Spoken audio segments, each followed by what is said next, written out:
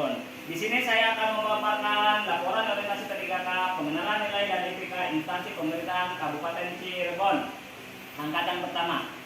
Nah, latar belakang masalah di sini pada kegiatan organisasi ini kita diadakan sebagai tanggapan atas pertumbuhan jumlah P3K di lingkungan Kabupaten Cirebon. Dan untuk memastikan bahwa setiap P3K memiliki landasan penguatan etika dan tugas yang jelas. Maksud dan tujuan pada pelaksanaan oleh P3K dimaksud untuk mengenalkan tugas dan fungsi ASN, mengenalkan nilai dan etika pada instansi pemerintah, dan diharapkan mampu mengaktualisasikan nilai-nilai dasar ASN berakhlak serta menyusun rencana hasil kerja P3K. Waktu dan tempat. Pada orientasi pengenalan nilai dan etika instansi pegawai pemerintahan dengan perjanjian kerja pemerintahan Cirebon tahun 2023 akan dilaksanakan selama kurang lebih 18 hari dimulai dengan hari Senin pada tanggal 13 November 2023 sampai hari Kamis 30 November 2023 dilaksanakan secara daring. Pelaksanaan dibagi menjadi 9 kelompok. Nah, nilai dan etika pemerintah Kabupaten Cirebon. Visi dan misi. Visi pemerintahan daerah Kabupaten Cirebon yaitu terwujudnya Kabupaten Cirebon berbudaya, sejahtera, agamis, maju, dan aman.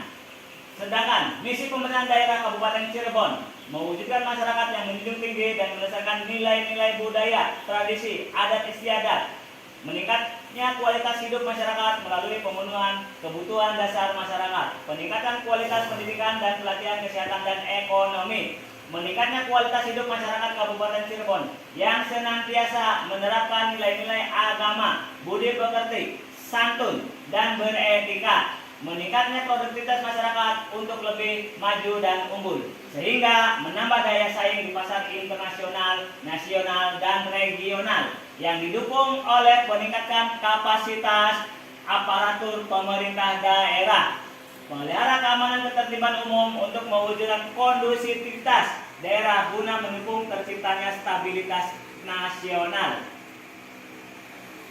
SOTK pada Dinas Pendidikan, tugas pokok dan fungsi Dinas Pendidikan yaitu salah satu lembaga pemerintah yang memiliki peran penting dalam pengembangan dan pengelolaan sistem pendidikan di suatu daerah. Tugas pokok dan fungsi Dinas Pendidikan yaitu dapat berpacu dari satu daerah dengan daerah lainnya tergantung pada kebijakan daerah. Namun secara umum memiliki peran utama dalam mengelola, mengawasi, dan mengkoordinasi sektor pendidikan di tingkat daerah. Berikut adalah tugas dan fungsi dunia pendidikan. Nah, next. Nah, nilai dan 2 babakan. Visi dari SMN 2 babakan yaitu top, takwa, opportunity, dan prestasi. Wujudnya insan SMP 2 babakan yang bertakwa, mempunyai opportunity atau kesempatan serta berprestasi. Misi pada SMN 2 babakan yaitu meningkatkan keimanan dan ketakwaan terhadap Tuhan Yang Maha Esa, mengembangkan pribadi yang berakhlak mulia, menerapkan keagamaan dalam kehidupan sehari-hari, mempunyai kesempatan untuk belajar tekun, ulet dalam suasana yang kondusif, mempunyai kesempatan mengembangkan bakat dan minat, meningkatkan prestasi akademik dan non-akademik. Nah, berikut adalah SOTK dari SMPN 2 Babakan. Kepala sekolah yaitu Pak Jamari, sedangkan komite sekolah yaitu Pak Sukanda. Wakasek kurikulum Nursin, Wakasek kesiswaan Dr. Senda, dan Wakasek Sarfras Ahmad Yusuf. Dan selanjutnya adalah guru mapel. Next.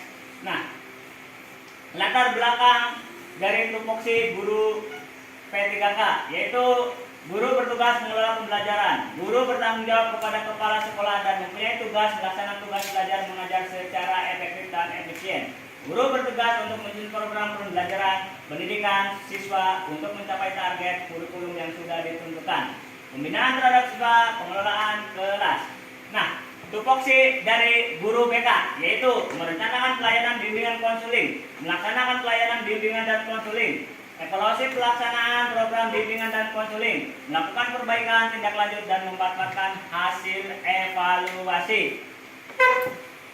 Nah, pada rencana hasil kerja P3K di sini ada rencana kerja secara umum berorientasi pelayanan memenuhi dan memenuhi kebutuhan masyarakat, akuntabel, melaksanakan tugas dengan jujur, bertanggung jawab, disiplin dan berintegrasi, kompeten, meningkatkan diri untuk menjawab tantangan yang selalu berubah. Rencana kerja sesuai dengan bimbingan konseling, yaitu menyusun rencana pembelajaran bagi peserta didik yang terangkum dalam seperangkat pembelajaran antara lain tes diagnosis awal, analisis asesmen, penyusunan program BK, layanan bimbingan klasikal, layanan bimbingan kelompok, layanan konseling kelompok, dan layanan konseling individu.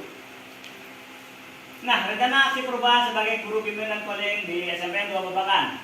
Pada kasus sering ditemukan di SMPN 2 Babakan yaitu kurangnya motivasi semangat untuk belajar, kecanduan gawai atau HP, kedisiplinan, lambat sekolah, karir dan bullying. Adapun pembahasan yang diangkat yaitu tentang bullying. Nah, di sini ada kegiatan pertama awali dengan tes diagnosis awal dulu.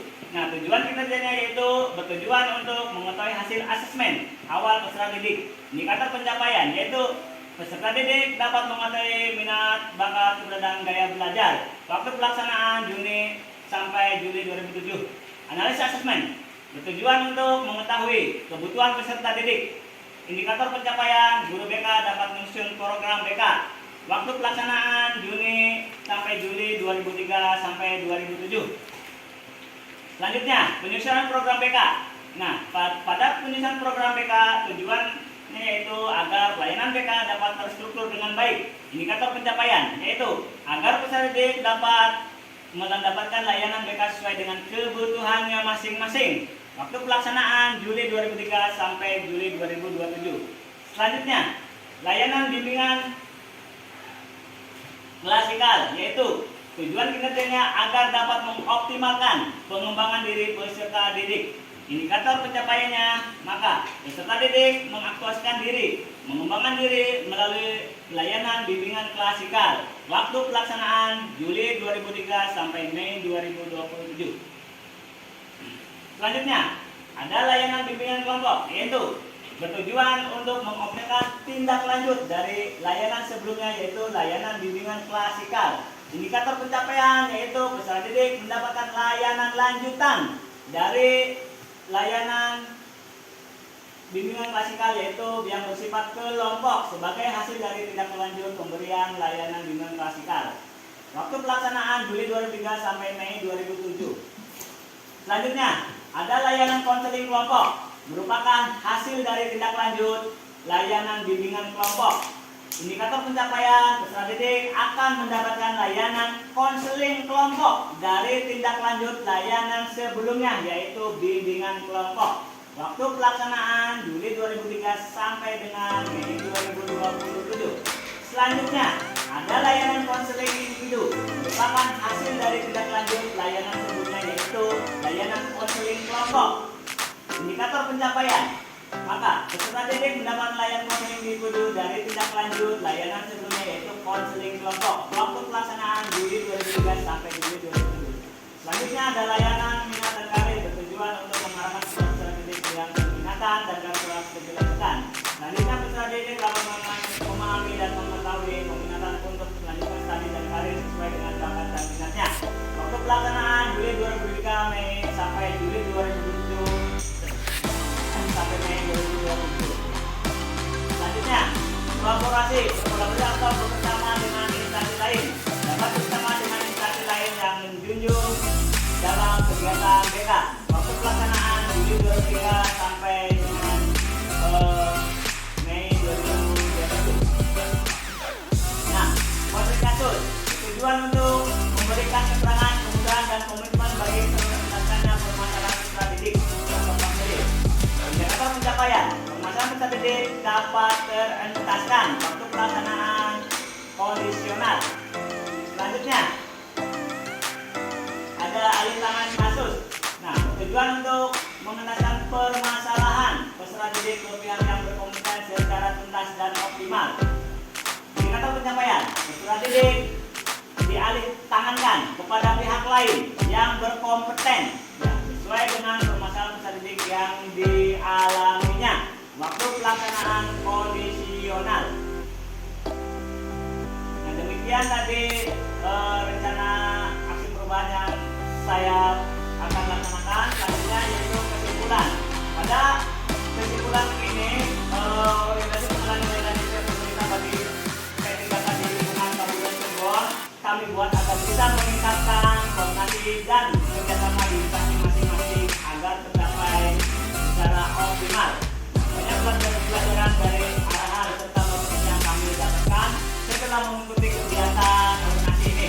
Semoga pada pembelajaran yang kami dapat menjadi penyemangat saat kami melaksanakan tugas di instansi kami. Kami mengucapkan banyak terima kasih kepada penyelenggara kegiatan orientasi yang telah memberikan motivasi dan semangat serta bekal yang sangat bermanfaat bagi kami dan rekan-rekan P3K seluruh Kabupaten Cirebon.